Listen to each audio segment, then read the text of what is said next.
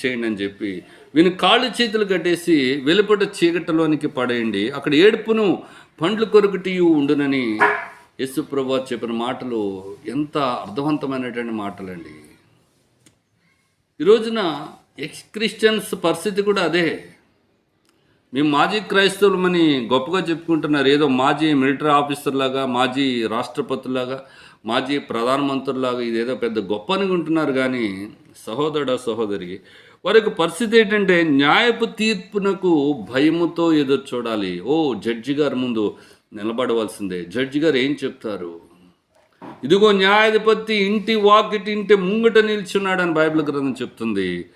భయముతో ఎదురు చూచుటయు విరోధులను దహింపబోవు తీక్షణమైన అగ్నియు ఇకను ఉండును. ఇంకేంటంటే ఫైనల్ ఏంటంటే విరోధులను దహించే తీక్షణమైనటువంటి అగ్ని ఉంది.